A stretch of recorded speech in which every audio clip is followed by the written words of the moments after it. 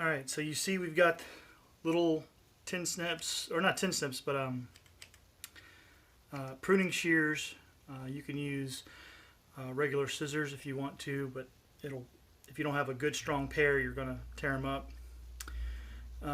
Flat-nosed screwdriver, or to do some of that stuff. We have here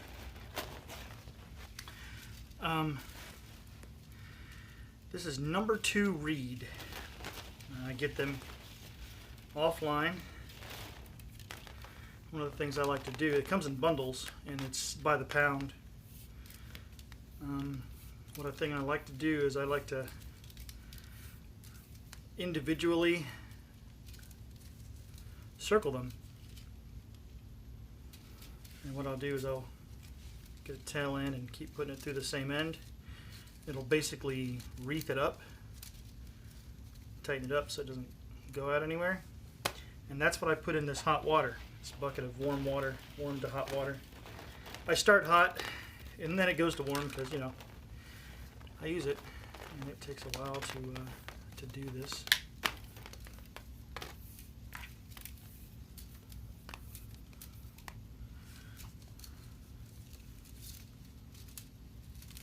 You can use just about any vine out there.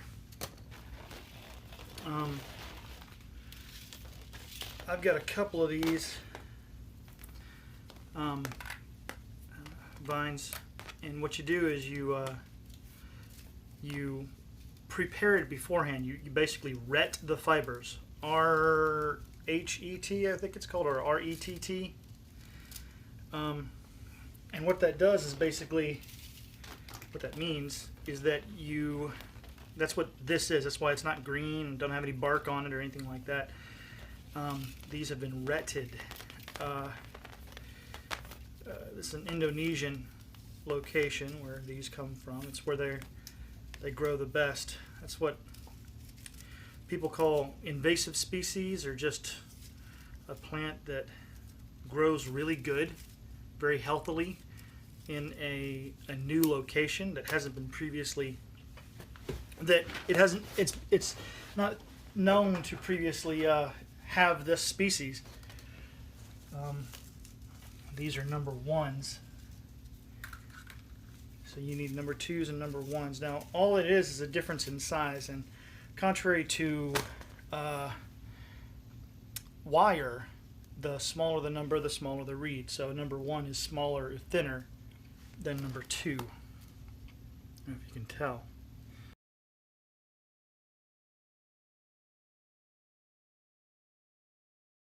So you keep them separate. We'll be using more number 1s than we will of number 2. So you just, if you use a vine from your yard or whatever, you just get a little knife. And you go across it to get all the nodules where the leaves are, the leaf stems, and any briars or thorns that may be on it. You want to clear it off to make it as smooth as possible. But that's really all you need. Once you get it cleared and retted, retting is you dry it out. You dry out the fiber, and then you soak it. It's odd, but you soak it, and then for days and days and days, there's a bacteria. You soak it outside. There's bacteria in the water that eats away at everything that isn't fiber, and so you end up with very clean, very usable material. You don't have to ret everything every time you use baskets or do basket things or anything like that. You can actually go out and find 15, 20 feet of vine, worth of vine, and make a small basket with that. Just straight up green. It's not going to last as long as you want it to last. It'll break apart and crumble faster because it has those other things in there that the bacteria would be taking away once you ret it. But we're going to start with the number 2s. And I've got about, I may not need all of these. I've got probably about, I'd say 15 to 20 feet of this here. And so what you're going to do is you're going to put it in the warm water for just a second, a couple of minutes. That is hot.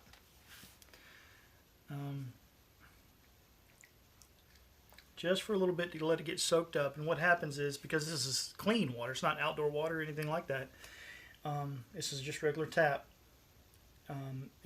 Water will fill the fibers, and that's how you bend pipe too. By the way, if you want to do PVC pipe bending, what you do is you fill it with sand, and then heat it up, and then bend it. The sand, because you pack it in there, and because it fills in that empty space, it allows for a smoother bend. Same thing is happening here. The water is filling up the cells, the pores of the vine, and it's going to make it easier to bend and not do that.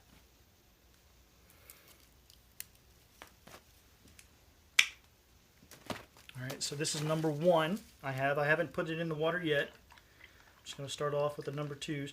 And once I take the 2 out, I'm going to put these in, and I'm just going to leave them in there until I need them one by one. It's probably enough time. You're going to want to spread something out, or do this outdoors. So to keep them separate, I've got another little bucket here. So what I'm going to do is open it up, and depending on the size of basket you want to make, will depend on how long you want these to be. See, this is going to be both sides of the basket, and plus a little extra. So I'm going to make it about there. And so there's my measurement. I'm going to come down probably about 4 inches on either side. That's going to be the rim of the basket, and then the basket's going to be like that. All right. So you want, I think, was it 6 of these? Is it 6? I'll know once I put them together.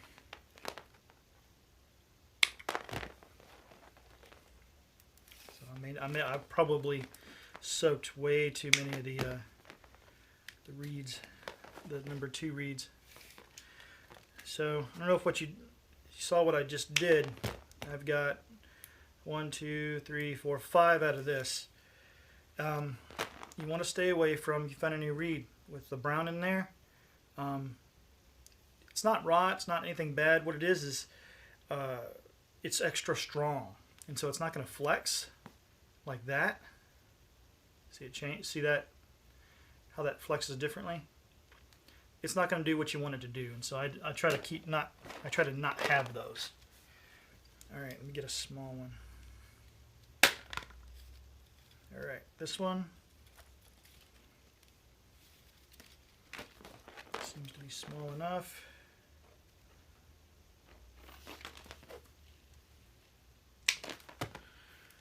Now, is it 3 by 3? Yes, it is. All right, for one small like this, you just want 6, and you're going to do 3 and 3. And like the Woodland Warriors and like the Elemental Wild Camping, we're going to keep things cardinal. That being said, I'm going to get 3 in one hand and 3 in the other, and I'm going to pinch them at about the midpoint. I'm going to lay one on top of the other, putting the midpoints together, and I'm going to form north, south, west, east. Got it? At this point, I'm going to take out one of the number 1s, a thinner. And so what you do is you have to categorize the vine as you get it. If you're going to use it wild vine, you're going to have to say, okay, this one's too thick to be a 1. I need it smaller. It's just basically in comparison. That's all that is. And so what you're going to do, I put east-west over north and south. Here, I'm going to change perspectives here for you. So I'm going to put east-west over north and south. and it does not matter which direction it is, but this is how I normally show you guys. So what I'm going to do is put the tip on the bottom above the others right there. So I've got a trailing here, and that's just a little tip there, and it's on bottom. So I effectively have 3 layers: north, south, or east, west, then north, south, and then the twining or wefts, so to speak. And so what I'm going to do is I'm going to come across over the top, under. I have to hold this, so you're not going to be able to see it until I swap out. And you got to be tight too. Over again. You can kind of see what I'm going on for right here. See it? And you're going to go lay them next to each other. And you're going to go around 3 times.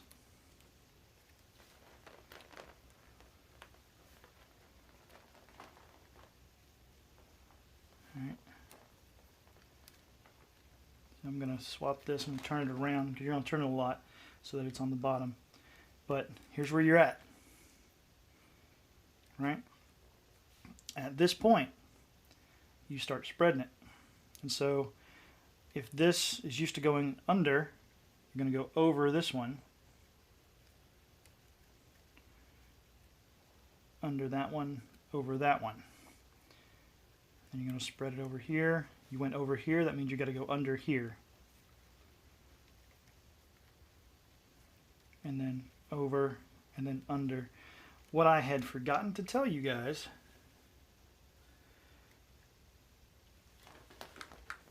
and this may be a benefit.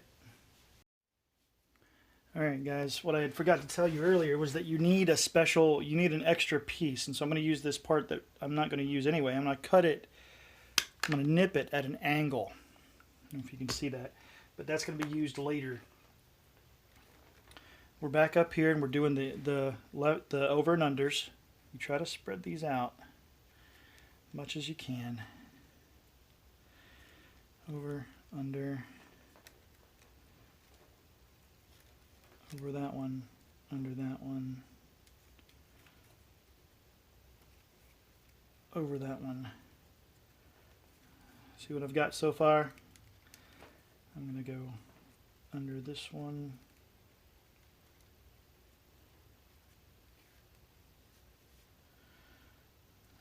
You want it as close as possible. So what I have is an even number of spokes, right? Because I've got 6 and 6. I've got 3 and 3. That will do an over under thing. And by the time, I don't know if you can tell, this one here where I'm under this one, which means I would go over the next one, which means it's already gone over. You need to go opposite that. You need to go opposite that. And so this extra one here with this point, you fit it in.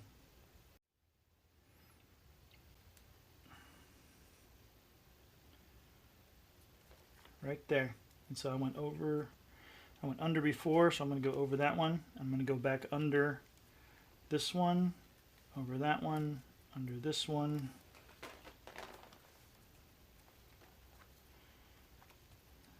Probably going too fast. I apologize.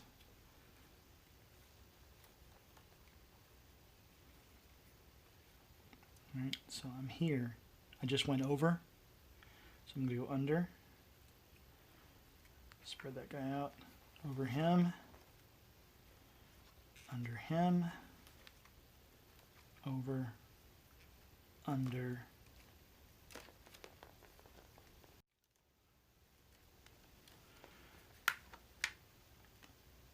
Over, under, over, under, over, under. So what I'm going to do at this point, I've gone down a few times. I'm going to put it in the middle of my palm, and I'm going to cup my palm and push into it with my finger. It's going to give it a little bit of a bowl shape. Not much of one, You haven't gotten there enough to be able to do that, but enough to begin that shape. So you just keep going now, over and under, until you meet the end of the number 1 chord, which, by the way, you can do this with rope if you wanted to.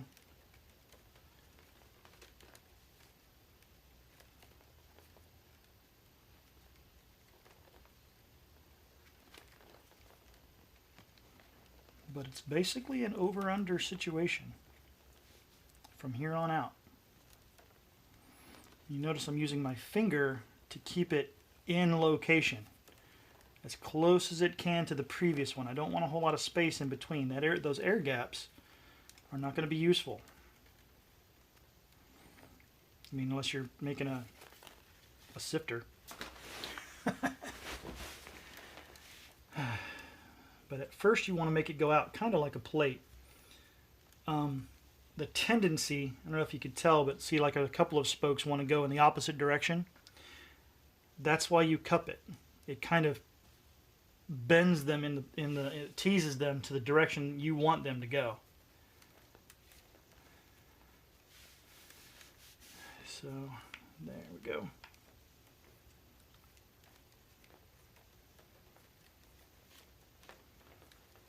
And you keep spinning it. You spin it if you want to spin it. Now, a lot of people will do this. They'll put it on the floor. If you guys can see this. But on the floor, and they'll just do it on the floor. They'll lift up every other one. And then spin it. That's another way of doing things.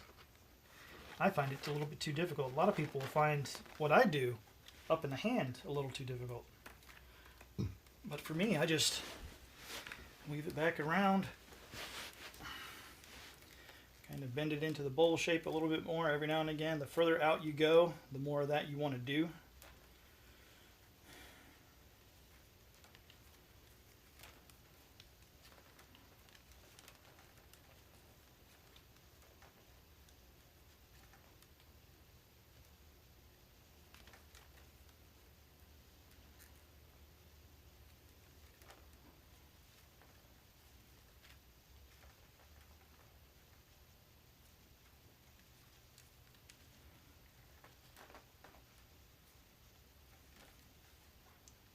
See, every round you go around, it puts things in line.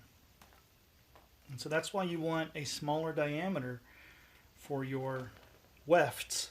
Those are warps, and these are wefts. The spokes, which are another name for the term for the round reed, is a spoke. But flat reed and round reed are basically very similar. They're the same kind of idea. Warps and wefts, W-A-R-P, is the spokes, and a weft is the twine, the continual wrapping vine. So, there you go.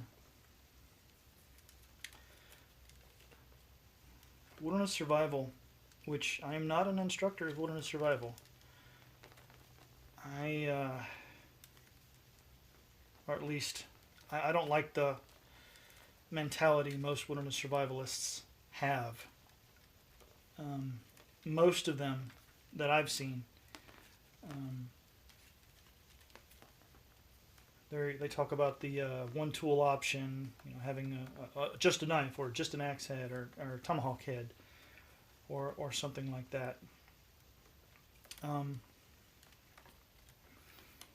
And they're like, I can do so much with just this one thing, and it's all about conquering the nature.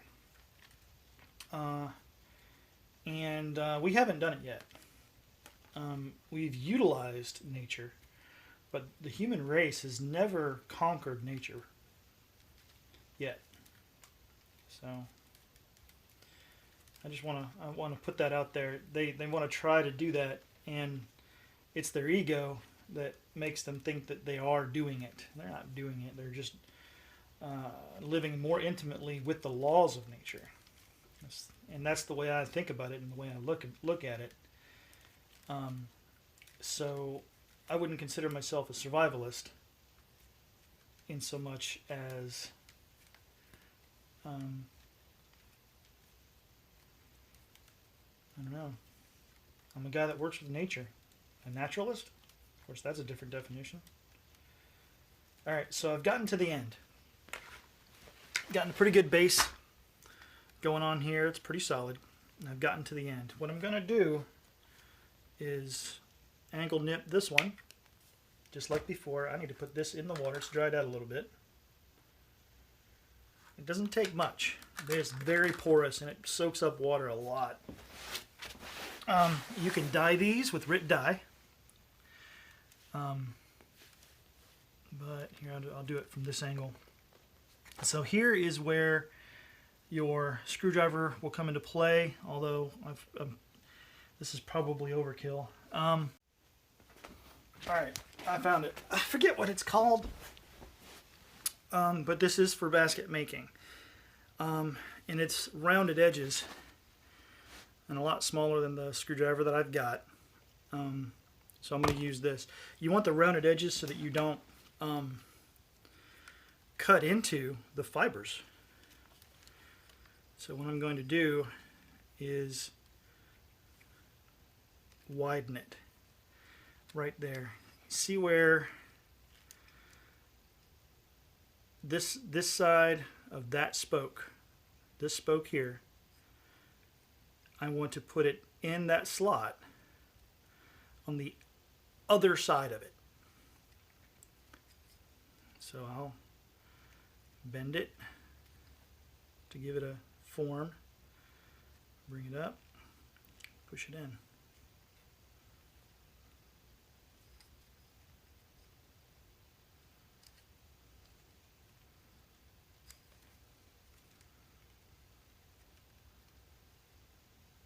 I think I wet this one a little bit too much.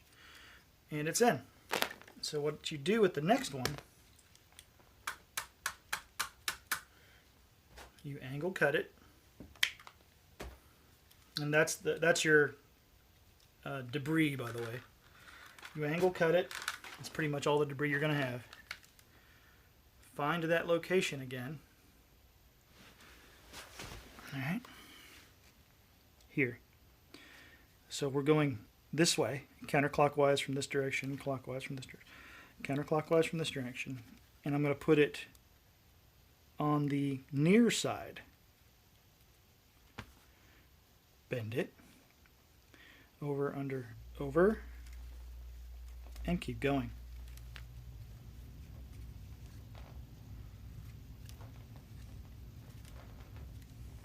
So you're used to me doing this.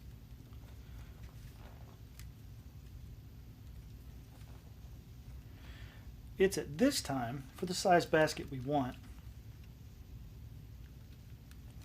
that you want to kind of start forming the basket. So I'm going to put it back in my palm, cup the palm a little bit, and see it's made a small dome.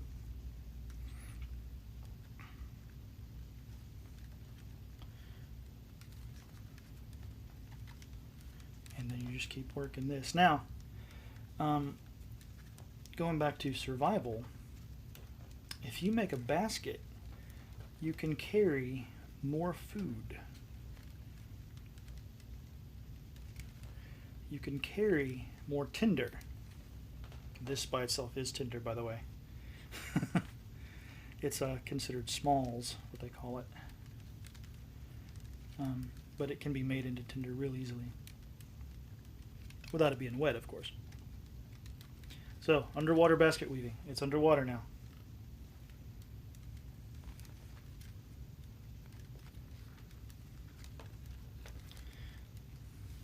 All right. We'll probably, I'm doing this so slow right now. I'm telling you what, this is so slow. Because you can do this real quick.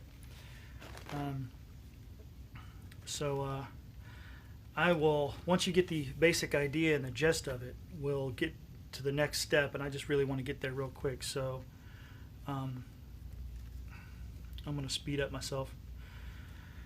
Ready? Go.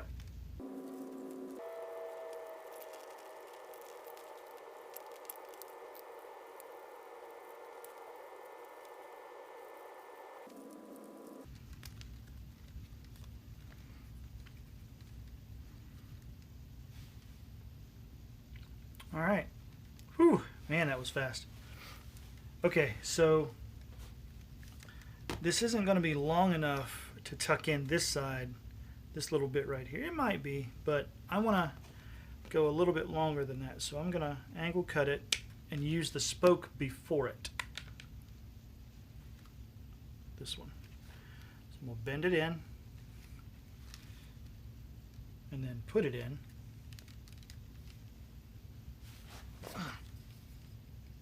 Sometimes you don't need it, sometimes you do. This little tool. You can use an awl, a scratch awl, just as well. Just as good as this tool.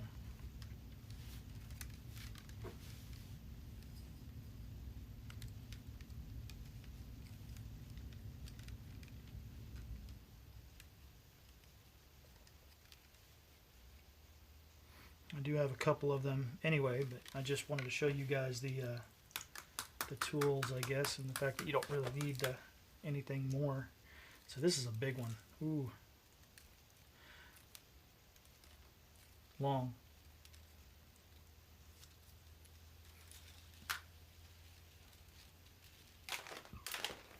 Alright, same deal. Angle cut. Find where I was.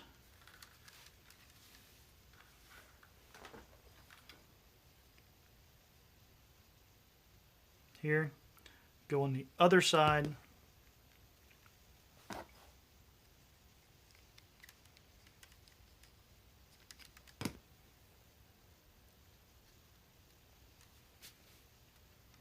And continue on.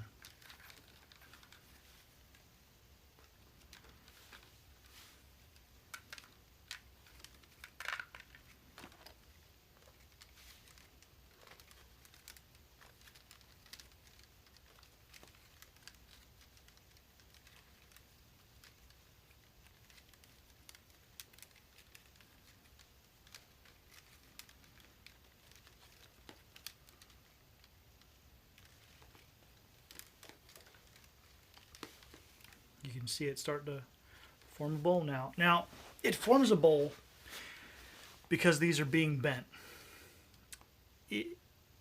If at this point you start pulling tighter, see how that pulls that one in? Well, if you want to not pull it in, loosen it up. Don't be so tight. Fan it out some more. You still want it close, but you don't want it tight.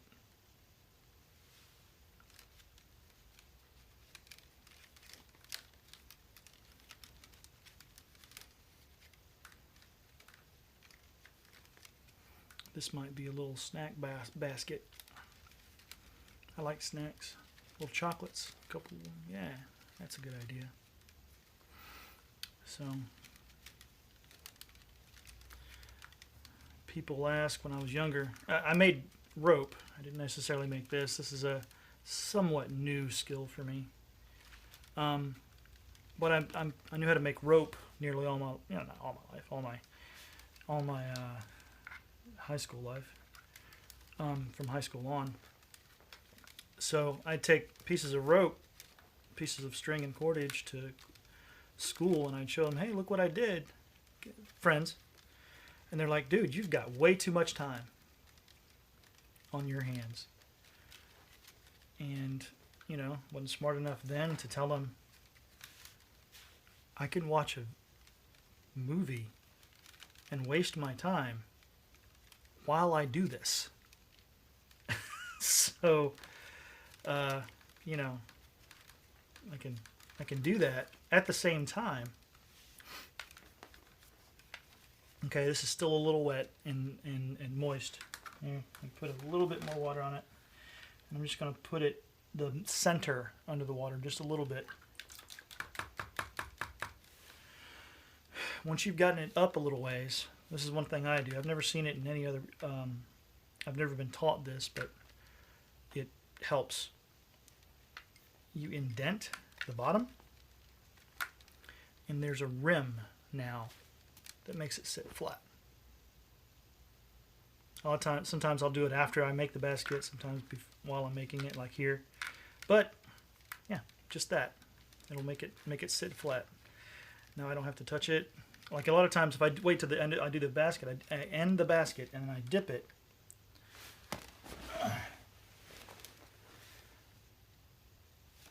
And then I press it in.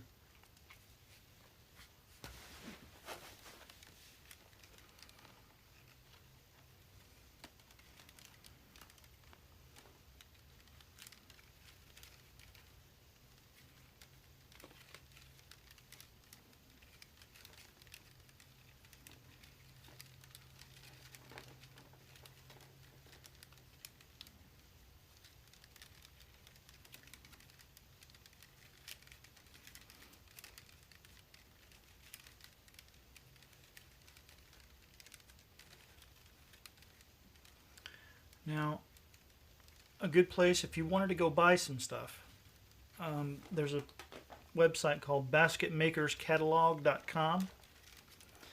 I'll leave the link up there and have it in the show notes, the description, so that you can just click on it if you want. It's a good place to start.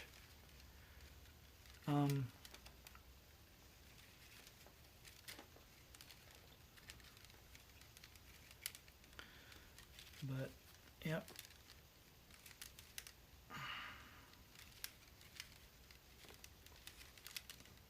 It's got a lot of stuff, as well as patterns. So you can learn to make different kinds of baskets. They mostly do, their patterns are mostly with the flat reed, which is the most popular of the southern crafts as far as baskets go. Round reed isn't very popular. It's a Cherokee thing. So the Indians, natives, know more about this than most Southerners. To the end, right there. I'll make this small, so maybe a little, maybe one more, maybe two more, I don't know. So, time for a new one. Angle cut. You can angle cut both sides actually right now. Need to put this one in. So I'm going to angle cut this one.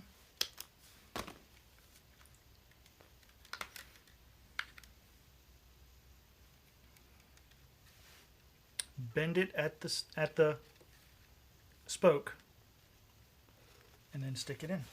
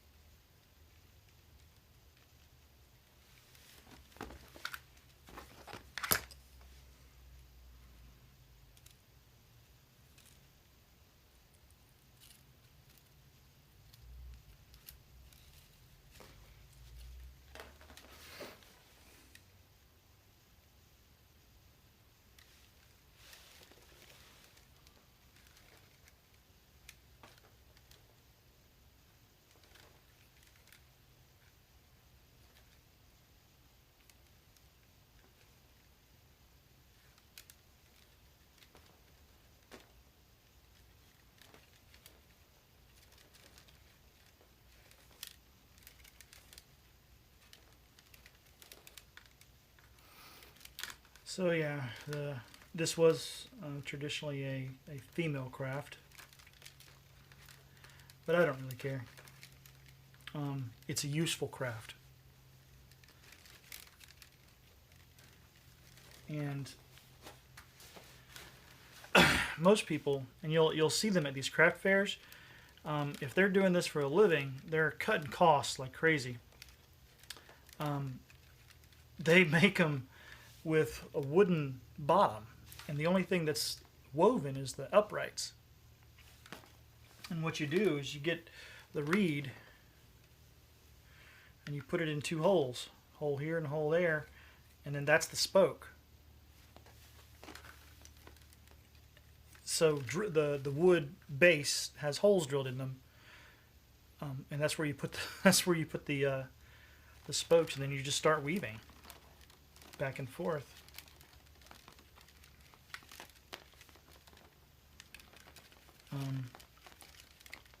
But to me, that's a how do you call it?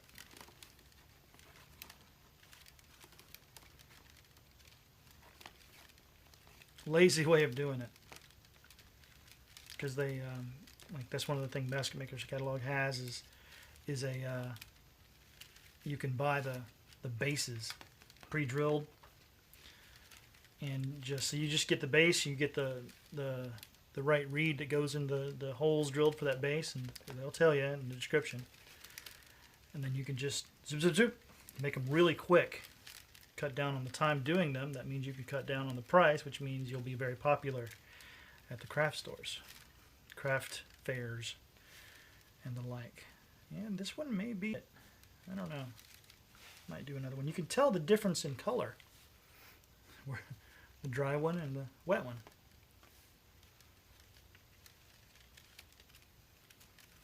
I'm going to have to wet them here in a minute to close them up.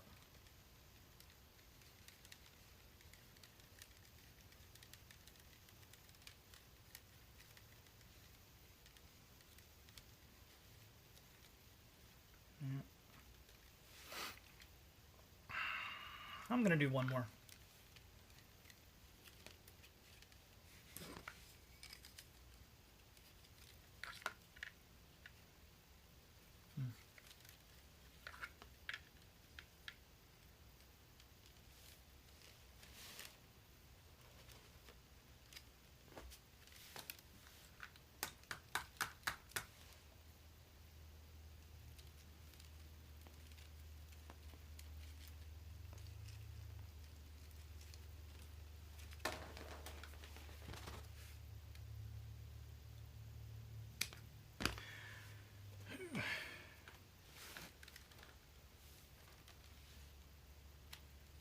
Ah, no.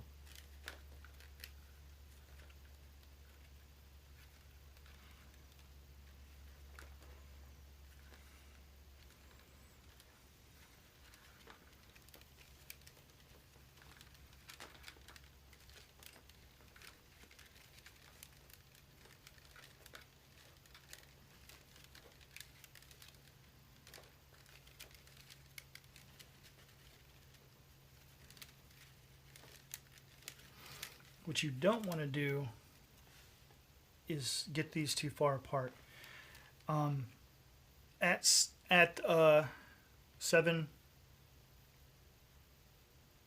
13 spokes, which is what these are. 3, 3, 3, 3, plus 1. 3 times 4 plus 1, 12, 13. So at that many spokes, this is the basket that you're going to expect to make, the size. If you want a bigger one and make it come out wider, you're either going to make a lipped plate or you're going to add spokes.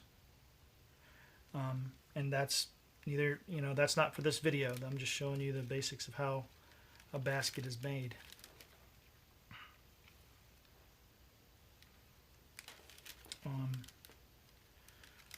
But the number of spokes is dependent upon how wide the distance between each spoke. So if it gets too wide, you're going to have to put another one in. Put more spokes in.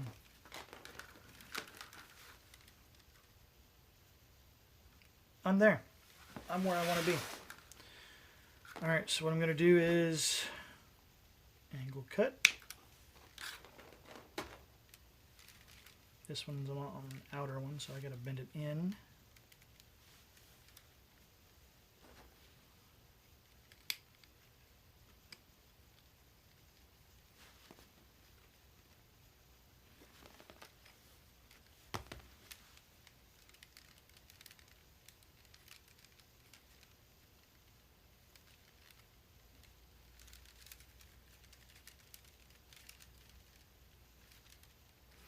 There. Now what to do with these things at the top, huh?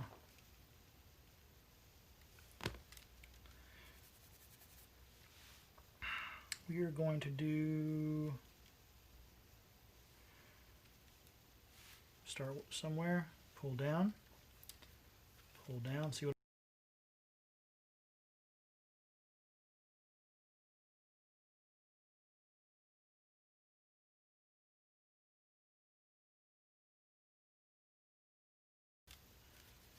Holding. I think I'm gonna, after this, because they're down, I can put them in the water without worrying about the tips. See what I'm doing here?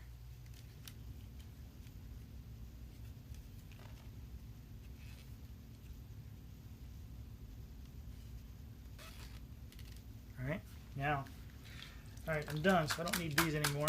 I'm gonna put this in this other one to dry. And now, because I was able to do this, I'm going to put this in the water here to soak up where the bends are. Doesn't take much.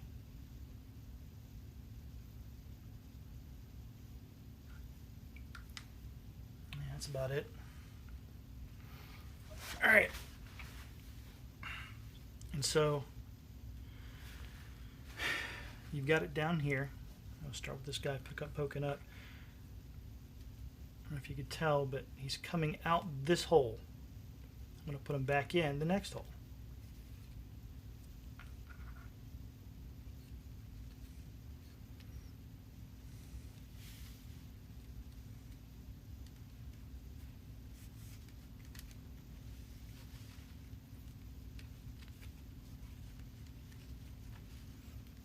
This is where it gets a little complicated to look at. Just understand that it's just that I'm putting them back in the hole next to it that was made.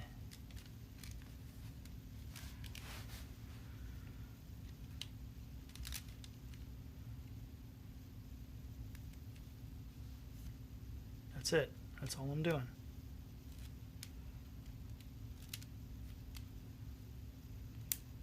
Oh, see, not enough water out there by that end.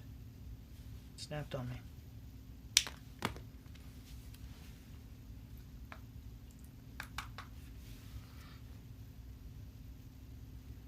That one may be a problem. We'll find out. All right, last one is in there. Now I've got this, all these on the inside, right?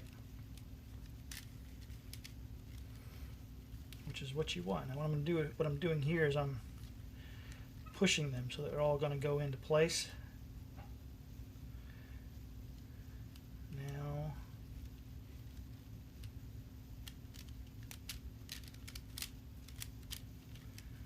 pull them out. See if I can remember all this. Nah, yeah, I can't. This one is not going to let that happen. All right, so this is going to be a weaker kind of basket because of that one that came out. What you want to do is nip them just on the other side of the next spoke.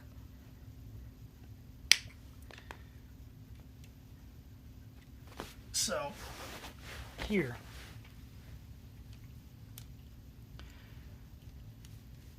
this one here, it's on the other side of it's coming across this spoke.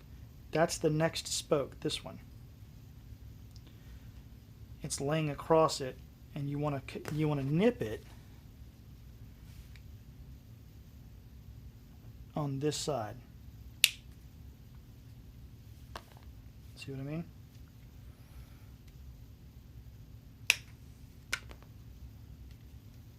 Now if you get too close to that spoke, you want to go far on that spoke.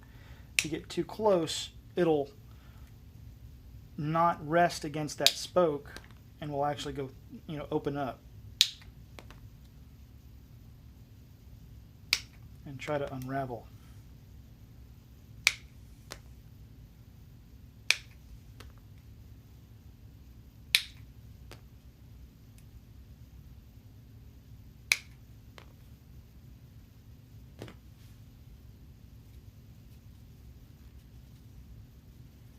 There.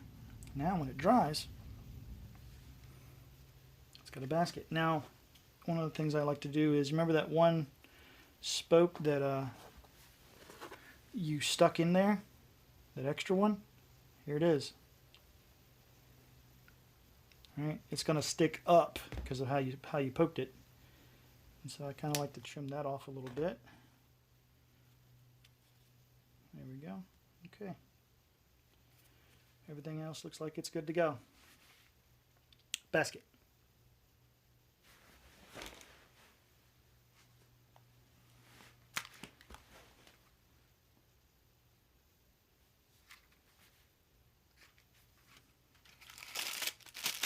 I could fit more than this one. Nice. I gotta clean this up like crazy. Holy smokes. Anyway, guys, that's baskets.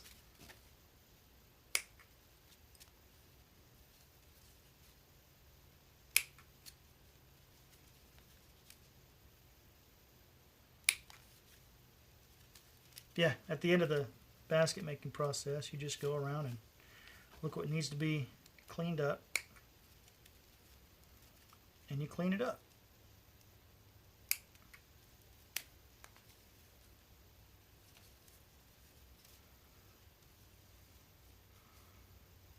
Close enough. It's an old basket. I don't need it anymore. I can make another. Hope you guys liked it. Have fun with your family these holidays, and we'll see you at training. God bless.